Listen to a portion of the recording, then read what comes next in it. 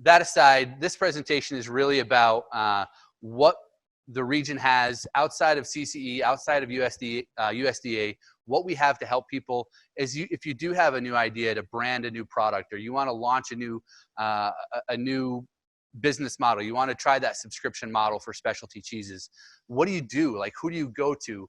Because that's not necessarily in your wheelhouse. What you just saw there, like, or the previous presentation, my mind is blown away by the different types of data that you can all take in and understand and process. We don't expect you, and this is myself and Kelsey and these other economic development agencies, we don't expect you to know all of these things because it's not in your wheelhouse. And so we want to make it known that we are here to provide some support for you as you come up with new ideas as they relate to those topics we just discussed, or if you have a new idea to improve efficiency on your farm, safety, again, animal welfare, sustainability, better waste streams, etc. What do you do to try and bring that just idea that you have in your mind to become a commercial reality? That is one of the things that the Shipley Center really focuses on, and a couple of these other agencies I'm going to mention do as well. So I'm going to get into detail about what the Shipley Center for Innovation is, talk about some economic development opportunities, talk about some really interesting farm-related research that's happening at Clarkson right now, and we can rest assured it's happening at a lot of other great universities as well, but I want to highlight what's happening in your own backyard. Talk about some opportunities to work with students. Again, other universities offer this as well, but I think we're very progressive in that we go out and we're constantly seeking ideas from the community for what our students might be able to move the needle on projects. So I'll talk about a couple of those projects and tease that out in case you or your associates might have some ideas to work with. And finally, I do have some trends and statistics. I put those last because you can read the slides just as well as I can. So if we don't get to them today, they'll be in the presentation that Kelsey will post, and you'll be able to view them as well.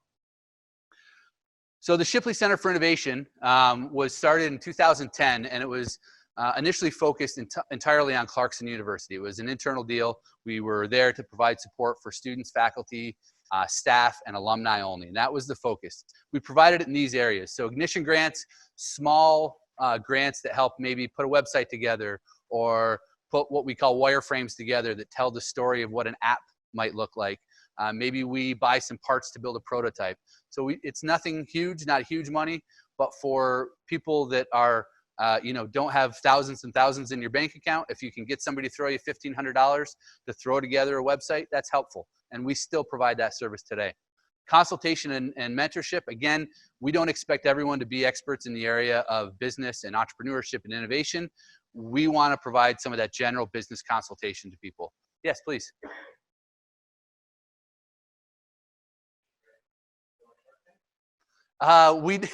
We train people. We've actually had a couple of our clients on Shark Tank in the past. There's actually I can't say that one, but the Parker Maple was on Shark Tank years ago when he was working with us. We don't require you to go through that level. To do our ignition grants, you come in, you have a sit-down discussion, you prove that you know what you're talking about, that this concept is not some outlandish idea that's not feasible. We have that conversation. You put together a very brief 2-page application. We review that with our team. We vote internally on whether or not we're going to fund it. Usually we look for our clients to bring something to the table, whether maybe they're going to do the physical building of a prototype and we're going to buy the parts. Maybe it's vice versa. They're going to bring us materials and we're going to work with a couple of our students to build it or to design it in CAD. So we usually want to see some skin in the game from our client, from our entrepreneur or inventor.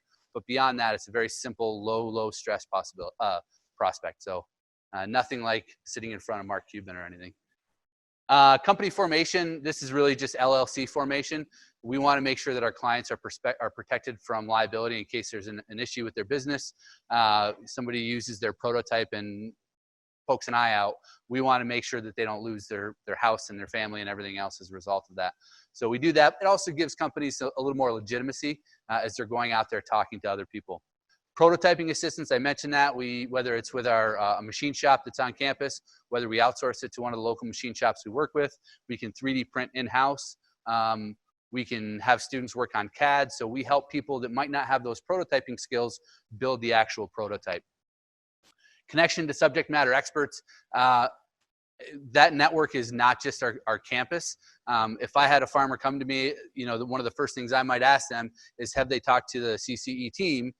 Because now I'm connected to them, and I know of their expertise, and I want to use them. And it might be the economic developer in Canton or Potsdam. It might be a professor. It might be this entrepreneur in Burlington that we worked with that I think has a really great grasp of the technology you're working on. So depending on what it is, it's the whole network. One of our biggest jobs that we do is go out there and build this network of subject matter experts throughout the state, sometimes throughout the country, that we can then apply to our projects as clients come in the door. Patent guidance, we file usually probably between 40 and 60 provisional patents every year. So that's your first stage in the patent process. I won't bore you to death with that, but basically that gives you the ability to at least go out and talk about your idea without fear of somebody else coming in behind you and stealing that idea. So we do provide that. We don't pay for the later, more expensive phases of patent process, but we do have connections. A couple Clarkson alums are patent attorneys, and we make those connections. And we support other connections if people want to work outside that network. Connections with students and different courses. I'm going to talk about that later. And finally, the business incubation that I spoke about a few minutes ago. We actually house an incubator on our campus, on our downtown campus that's right by, I guess, the village offices and the old downtown Snell Hall, the one that's been there for 50 years plus. We house an incubator across 3 different buildings. We have the entire 3 floors of Peyton Hall, which was an old, I think, chemical engineering building. And that houses general office space. We have a couple of wet labs in there as well. Next door to that, we have a manufacturing incubator that currently houses LC drives, which I'm going to talk about in just a minute. And then we have in Old Main, which is Clarkson's oldest academic building, very elegant, just redone. We have a couple of nice spaces that are for clients that actually bring customers into their offices, as opposed to people where they're just developing or they're building CAD drawings and they don't need to have that nice customer-facing facility. So to back up, this is what we started in 2010. In a few minutes, you'll see that we've continued that, but we've expanded the clientele a little bit to a wider reach. This is one of our clients. There's a couple of case studies about clients we've worked with. I've got a couple of videos because you'll be sick of hearing from me in another half hour, so I've mixed it up a little bit. This gentleman came to Clarkson at 17 years old. He's from Tupper Lake. Does anybody know of this company? No? Okay, so he's Garrett Kopp is his name. He's from Tupper Lake, New York. And he was a very experienced outdoorsman. I like to think of myself as an outdoorsman. And this 17-year-old kid came in and he made me look like I'm a city slicker. He would take older groups out into the, like adults out as a 16 or 17-year-old out into the field and teach them about what foods they can forage in the wilderness. He was a great hunter. He was bow hunting at 16, 17 years old, a lot more successfully than I do. But generally just a really quality young man. If you've ever seen the History Channel show Alone, that's the show where they drop you off in the middle of nowhere. And they say it's with no support. They actually do give you some support at the very beginning, but you essentially, to last 50, 60, 70 days, you have to forage, you have to hunt, you have to trap. And that's exactly, he was a finalist for the show. And then they found out his age and they cut him because they didn't want the liability of a 17-year-old on the trip. So awesome. He's actually closed. He's moving storefronts in Tupper Lake, but he's right on the main drag in Tupper Lake. If you're coming from our neck of the woods and you come to the intersection where Stewart's is in front of you, you take a left to go to Placid and a right to go to Warrensburg. He's about a block down on the right. And I highly encourage you when he reopens in May to visit his shop. It's a pretty great experience. He actually had to become the only certified mushroom expert in the state in order to be able to open up his shop. So kind of interesting. LC drives, I do have a video on this, so I'm just gonna go over to that and sorry, I don't know what I'm doing here. Thought I did. Please. Oh, sorry, I didn't even tell you about his product. It's a chaga mushroom.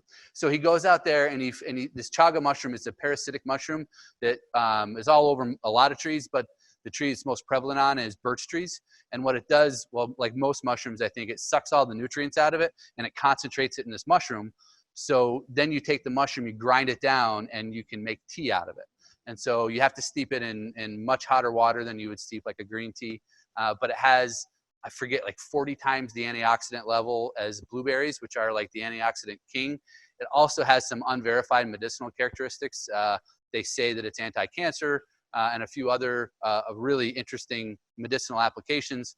But yeah, so sorry, he came to Clarkson selling bulk chaga tea just in bags. And we encouraged him, and I can't take credit for this. This is actually Matt and Matt's wife, who was running our entrepreneurship center at the time, encouraged him to kind of move up the value chain. So he has individual bags now. He has them infused with maple. So it's maple chaga.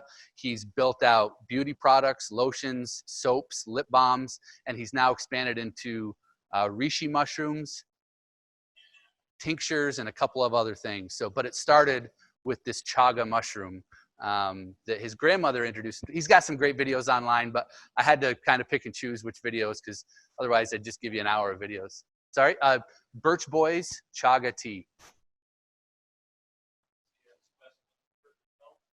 He says, I mean, he is actually, he's a lot slicker than I am, that's for sure. So.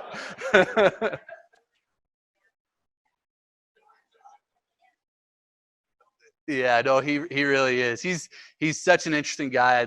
You know, someday it would be great to get him to come to an event like this because he's a very charismatic, and he tells a story about when he first introduced it through his grandmother and how excited she was. It's a great story, great kid, and I really encourage you to stop in his shop. He's got live mushrooms growing and loves to talk about what he does. So this is LC Drives. These guys are in our manufacturing incubator. They've actually done a lot of work to help us step up our game with this incubator and bring new resources in.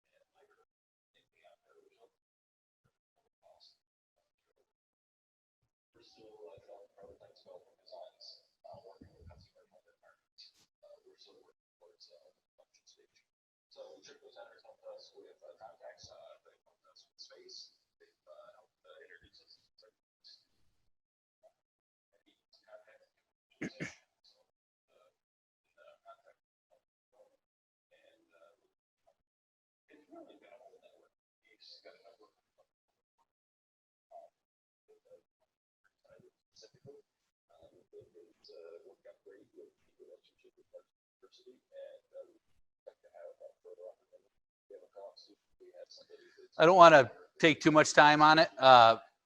You get the idea. He's building miniaturized. The idea is he's come up with a unique cooling solution for motors, and that allows him to drastically shrink the size of the motors, which when you're talking about great big, he's looking at marine applications. So if you can shrink the size of on a barge or on a big transatlantic cargo ship, if you can shrink that engine by 50%, you have a lot easier time retrofitting. You can put more cargo in, you can be more efficient. All of these things translate as a result. There's advantages for wind turbines because now you're not lifting something as heavy as your generator, because apparently engineers tell me that a generator is just a motor spinning the other way. So it's the same technology can be applied to generators. Really cool cutting edge technology happening right in Potsdam. They're getting ready for an $8 million seed funding round, looking at some of the biggest motor companies in the world that are going to participate on that seed funding round. And hopefully they will grow out of our manufacturing incubator in the next couple of years and continue hiring some really great jobs in the North Country. They're up to about 20, 25 employees right now, which is fantastic. So that is Russ Marvin, and that is one of our kind of rock star companies. Another one of them, AGBOTIK. Has anybody heard of AGBOTIK? So AGBOTIK is a really neat company out of Sackett's Harbor, also started by a Clarkson alum. And what they're doing is roboticizing these greenhouses. This is a 100-yard long greenhouse. I think it's 40 or 60 feet wide. And the maintenance of the crops, the seeding, the tilling, the weeding, they use torches to burn any stray seeds that might find its way in between tilling. The harvesting, the watering, all of that is automated with robotics. And what they do is they mount, you can barely see it, but this blue arm that goes across there, it's the only place that touches the ground are on the very edges of the greenhouse. and then you attach different mechanisms to that arm, and then it goes up and down and it does its business. The idea is now you can utilize almost 100% of the square footage of that room, or excuse me, of that greenhouse, and you can have a much more efficient, less manpower operation as a result. So they're doing some really cool things. They're in Sackett's Harbor. They started with this one greenhouse. They designed all of their own tools for this this arm that they use, and I think they took down, they're also approaching some pretty big investment rounds. I think they took down their videos that show their tools as a result. However, I do want to show you this one quick clip about what they have done in the last few months.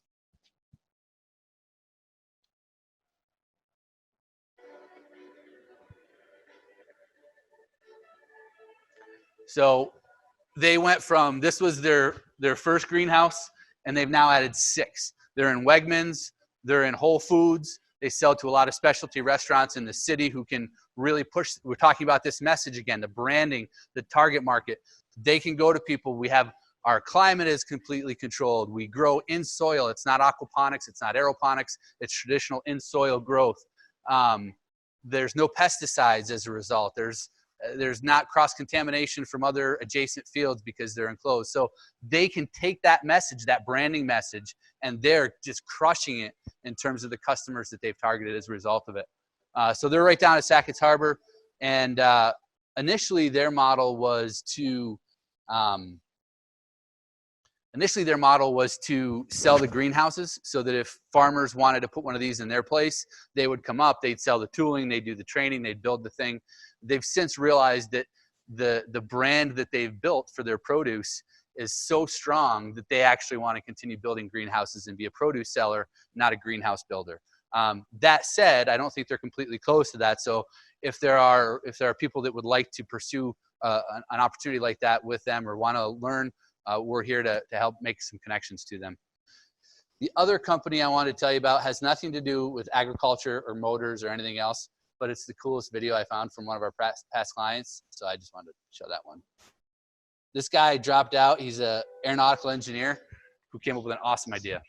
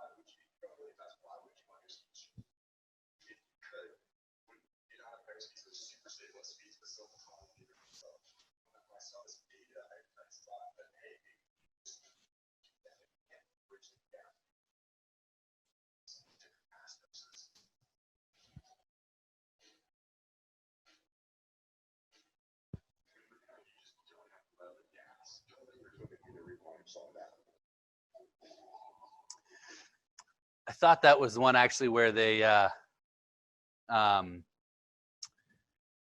he actually showed what he does is he takes this non-Newtonian polymer, which what you saw there was him taking a glass beer bottle, wrapped it in this polymer, hit it with a hammer. And normally what would happen is, just like Isaac Newton says, that impact would translate to the bottle through that Newtonian fluid, equal and opposite reaction, hit that bottle, break the bottle. Well, a non-Newtonian fluid that doesn't follow Newton's laws, what it does is instantaneously when that impact happens, it hardens and it stops that impact from continuing through the polymer into the bottle. And so I don't know the physics behind it. All I know is that this material exists. He has an exclusive license from the manufacturer over in Europe to have it for this application. And what he does is he He routers out a couple of channels in the bottoms of the ski, and then he infuses the polymer before he puts the final finish over it.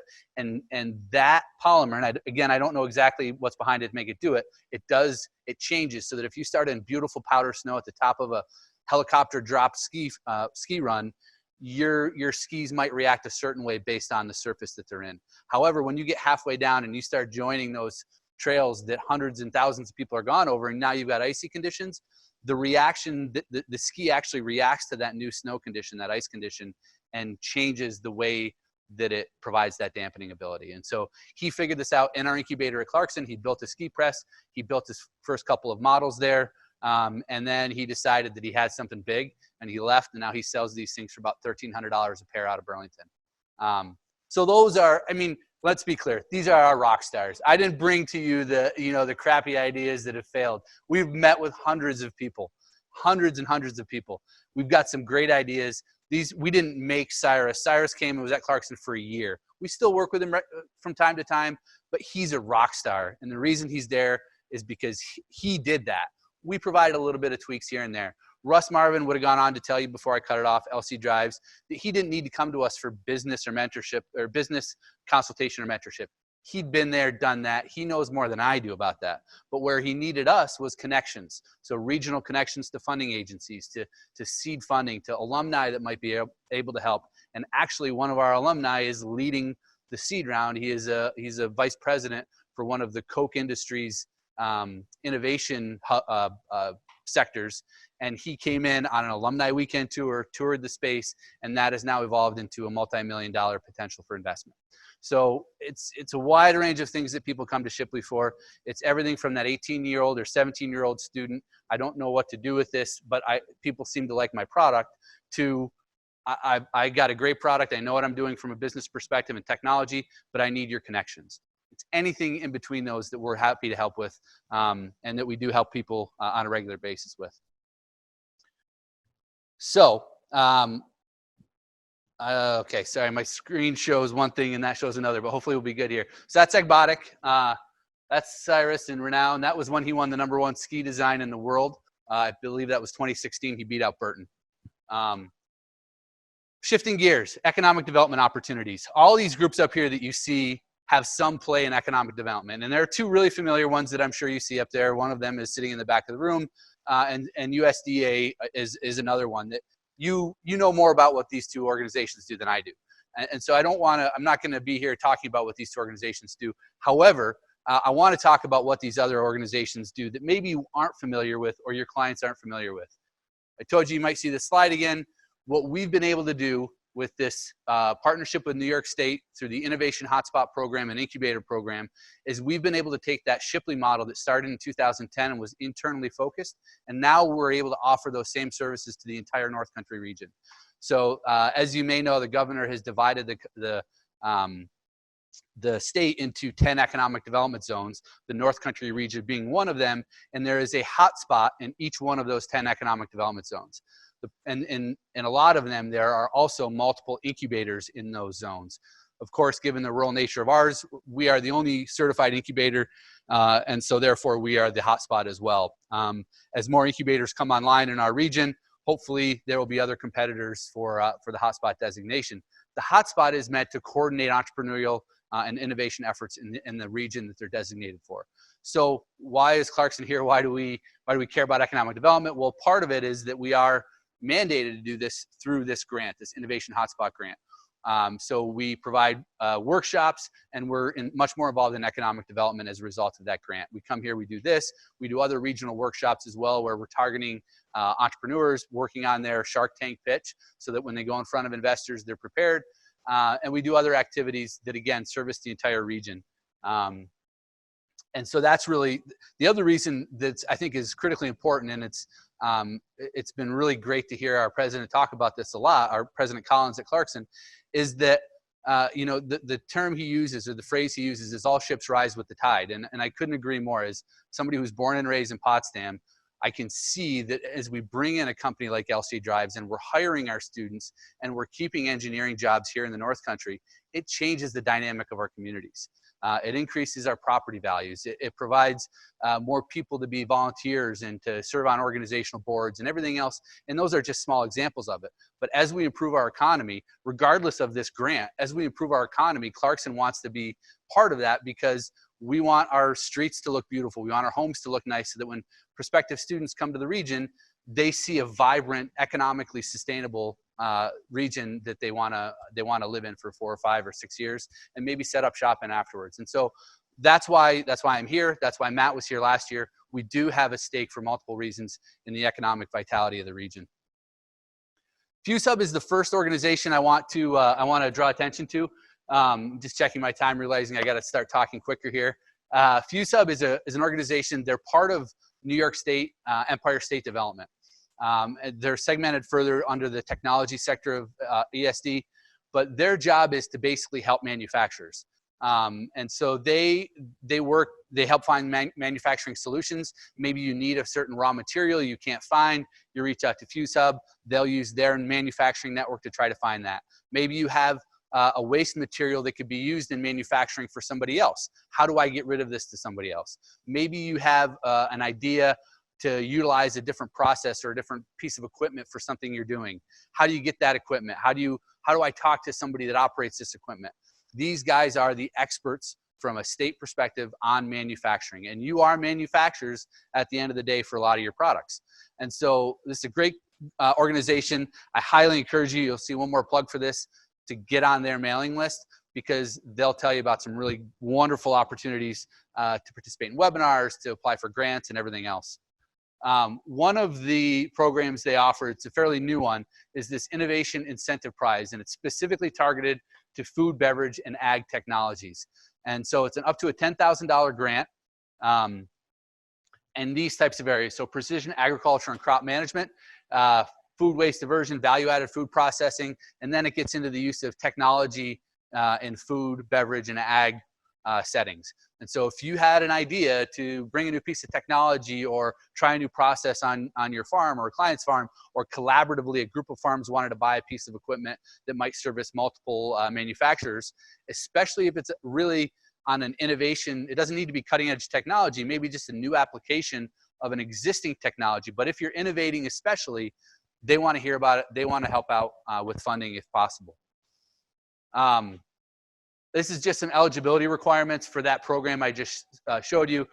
They are required to be small businesses, and their FewSub's definition under this program is under 49 employees, or excuse me, 49 and under employees. So there's some other things. As a lot of economic development programs, they do favor minority and women-owned businesses, so that if you have a business that's in that realm that can participate, that's always helpful as well. Governments are forced to spend a certain amount of spending in those areas. So they like to see that. I showed this slide again and then underlined and put in red that bottom line, because I called FewSub yesterday to say, hey, do you still have money available under this program? And of course, this year's cycle, they do not. So I didn't want you to waste your time making a phone call. At this point, this fund is stopped. But again, if you get on that mailing list, you find out when that program is offered again, and that potential is there. They also offer manufacturing grants. And so these are meant to, we would actually, as the nonprofit, we would have to apply for it. Other nonprofits can apply. It doesn't have to be a university, but it's a collaborative effort. So a private company and a nonprofit working together to bring manufacturing innovations or just manufacturing capacity to an area. We've been lucky with two of these multiple grants, but two of them specifically have benefited our manufacturing incubator where LC Drives is working. We bought a compressed air system with grant funding from these folks, and we also built an industrial paint booth. So those are now two pieces of permanent equipment in Damon Hall that we can use not just for LC Drives, but for any other company. When LC Drives hopefully, bursts at the seams and has to move out, that equipment is there for somebody else. If we get somebody on the second or third floor of Damon Hall, that equipment is there for them to use as well. And so if you had a product, and this is the third year of this program, there's a deadline at the end of this month, another one at the end of May, and those are their two cycles. They give $250,000 each cycle. in no more than $50,000 increments. So I mentioned this collaborative effort. If there's 3 or 4 or 5 farms or 10 farms or 2 farms that want to collaborate and say, gosh, if we could buy this really neat piece of equipment that some cutting edge farms are using and we can share this, then that's a great, powerful application. And we would love to work with you to support such an application. Anytime you can bring in multiple private partners and show benefit to multiple private partners and the institution or the nonprofit you're working with, it's a really great application. So I will plug again, but get on their mailing list. There's some great things out there that they do. This is another really interesting, it has nothing to do with Stony Brook. They're just one of the participants, but this technology farm, it's out in Geneva. It's actually a Cornell supported center. So this is one of those incubators I talked about. The Shipley Center is an incubator. There's 15 other certified incubators. Some of them are specialized, like the technology farm. There's a photonics lab. There's an Internet of Things incubator. So there are different incubators specialized. Ours does not. We help. You saw the diversity of clients that we deal with. This group specializes in food and ag products. And so if you have an idea for a new way to build cheese or to make cheese, or a new way to package cheese, or a new milk product, whatever it may be, this is a great resource. A lot of times you might have to supply the personnel. Maybe that's a grad student from Cornell or from Clarkson or from RPI or something, and you send them to this farm and they work on that product for you. Sometimes you can also find people that are already at the farm, and you can basically work with them to try your product out. But this is a great place to go to learn about, to experiment with new food and ag technologies. They are the only incubator in the state that's focused in those areas. And so this is another really neat one to be aware of. This is just a couple shots of the inside of their lab. I haven't had a chance to visit yet, but from what I hear, it doesn't surprise me with Cornell's involvement that they really have some cutting edge technology and equipment there. SBIRSTTR. Anybody hear of this program? Okay, so this is another program that does require university collaboration. It does not have to be Clarkson. In fact, for a lot of reasons, it might be better off being at Cornell because of their academic focuses. Or it might be RPI. It might be somewhere else, depending on what the specific task is that's being researched and what the capabilities of a given institution are.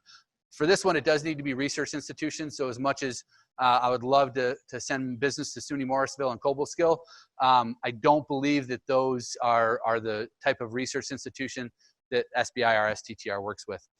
Basically, and I should have started with this, this is the federal government's attempt to divert R&D money to small businesses. If they didn't have this mandate, then they would send all of it to the GEs and the national laboratories and whatnot, and the small businesses, which is where a lot of innovation occurs, would not have the federal funding support to do that. And so SBIR, Small Business Innovation Research, STTR, Small Business Technology Transfer, they're two slightly different tracks, and it has to do with the limits that the small business gets versus the university gets. They're kind of flip-flopped in either scenario.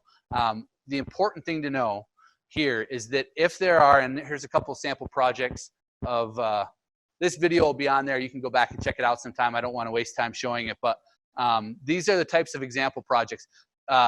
This is a USDA program.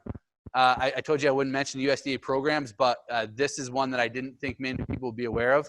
So USDA is one of those federal agencies that's mandated to spend a certain portion of R&D on small businesses. And so they'll put out yearly, they'll put out whatever their focuses are, and it's up to universities and small businesses to then collaborate on proposals. And so we've got proposals right now, and I'll reference the researcher here in a few minutes, SBIR proposals for air quality sensors. We've got SBIR for remediation of the liquid that uses for fire retardant on Air Force bases. We have a group that I'm going to show you in a few minutes, a video that's working on a plasma reactor that can treat that water, and that was funded under an SBIR.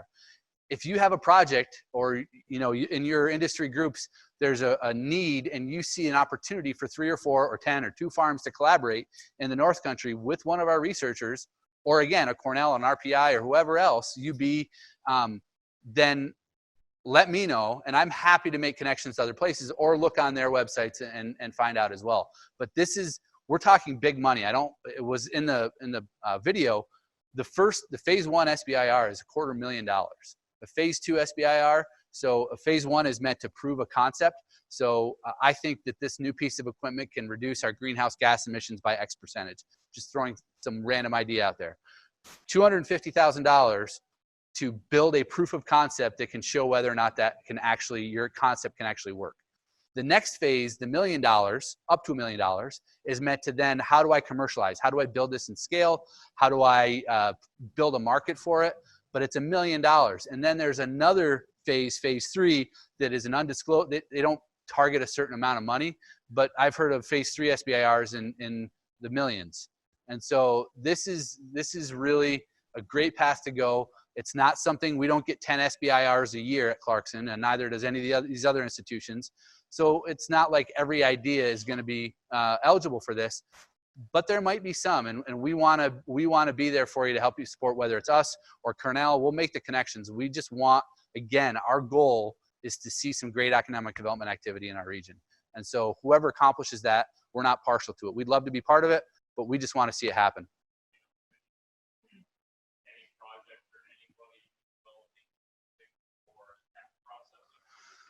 No, but we've got people that are interested. I've got a researcher in our incubator that's working on hemp, building hemp products, building products, food products. He's a Clarkson alum in our incubator. He's not a faculty member, but again, that's great. If we can say, here's some farmers that are growing hemp, here's a PhD level person that's processing it, and here's some university researchers that are also in the collaboration. You're showing multiple private partners, you're showing university collaboration. That's an awesome win, and that's definitely something we can talk about. And I'd be happy to chat offline with you about it. So hemp it's here. I mean, it's going to really. Right. Let's talk afterwards, because I agree. And there is some work in Akwesasne to potentially do that, if not on this side of the border, just on the other side of the border. And they're working on logistics to, depending on which side of the border they're on, to be able to seamlessly transfer hemp from one side to the other. There's some issues with seeds and whatnot at the border, but they're working through those. And there's definitely opportunity, so that if you're going to grow capacity on your farms, or you know other people that are, we might have an outlet for that. And that's, again, this is exactly what we want to do. Is I don't know details about that project, but I know that there's conversations, and I would help connect the two of you to further those conversations. Point positive. This is kind of a different thread, but it's a really important one that I want you to know exists. Point Positive is an angel investment group. Typically, the way things work is you ask for money from your, what we call the friends, family, and fools category.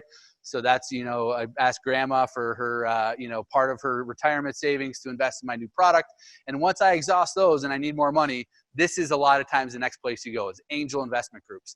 That's the medium step between friends, family, and fools, and venture capitalists, which are the 50, 60 million plus amounts of money. $50,000 to $500,000. These folks have invested in this. They're based in the Adirondacks, so it is a lot of seasonal residents as a result of that. But they usually do 2 pitch events a year, one in July, one in October. We are one of the input sources for that. We actually work with them to put on some of our regional workshops now.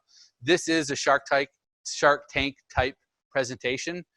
You're in a room with many multimillionaires who are seasoned business professionals, and you would give a presentation.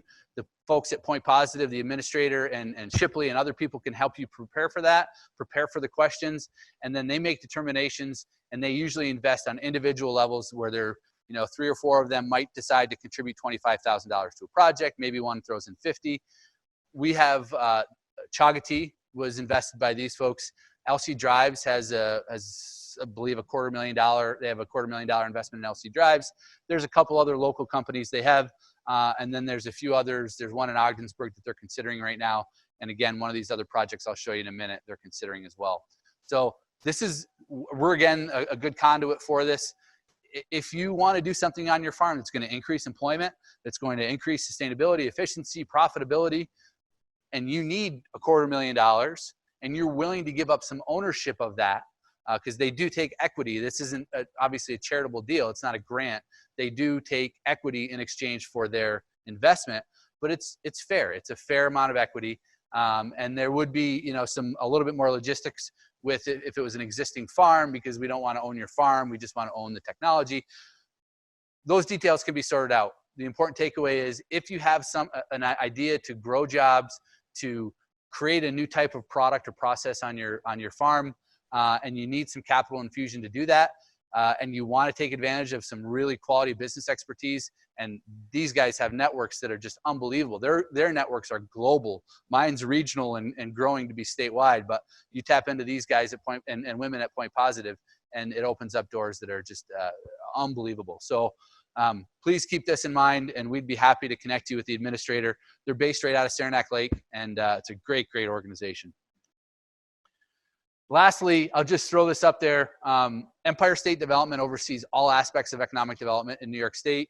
They are the mothership, and then there are a lot of offshoots underneath it. I mentioned Fuse Hub is an offshoot underneath Empire State Development. They are just one of dozens. Buffalo Billions was part of ESD. There's a couple other big nationwide contests that take place in New York State that are funded by ESD. This is our regional office. They're great to work with. They, again, are paid to know the networks, and so that when you make a phone call to them and say, hey, I'm thinking about bringing on 10 new employees. I'm wondering if there's anything that you can do to help me offset the cost of those employees. They might not be able to provide a direct answer, but you know that they know the person that does have the right answer, and they'll make those connections. And so I encourage you, if you're going to make a big capital investment on your farm, you haven't already talked to ESD, talk to ESD. You might get tax benefits. You might get employment benefits. There's a whole host of things that New York State will offer you if you're investing in your business. And so they hold the keys to the entire statewide system, and I encourage you to use them for that. Classroom engagement, I'm going to skim over this real quick because I do want to, and I'm late here. This is specifically for a capstone engineering and management class. Engineering and management is one of our most popular majors on campus. It's that hybrid between the world of business and the world of engineers.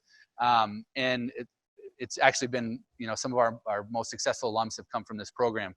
So they have, for the last couple of years, they take one project every semester that's a community-based project. Typically, it's sourced through our work in the community, Shipley's work in the community. So we had the town of Louisville reach out to us over the summer. They say, we're thinking about converting this NIPA land over to a campground. We don't really know where to start to do a feasibility analysis. Can you help us? So we put this team of part engineers, part business students on it to perform what would the infrastructure look like? How many places could you build? What's the code say you can build there? We didn't do a traffic study, and there was a big town meeting about this, and a couple citizens wondered why we didn't do that. But be that as it may, we did a lot of really cool value-added stuff. Now, was this the plan that they could then take to the code officer and say, okay, we're going to go build this? No, it wasn't on that level, but it was maybe 60 or 80% of that plan. And so that helped answer a lot of questions. It helped stimulate the conversation and put a little bit more data behind the conversation. And maybe if and when they do go to an architect to design it, they maybe save a little bit of money because they've done some preliminary work. And so this is a great example. The town of Louisville was absolutely thrilled. Our students got a wonderful experience to work on a real world project. And it's one of those win-win-win. Everybody wins. There's no losers in a great opportunity like this. This semester, they're working with a local farm, a very small hobby farm. It's a retired military gentleman for Fort Drum. He's raising pheasants. He wanted to do some hops. He ran into some issues there. A couple other types of hobby farm type of activities.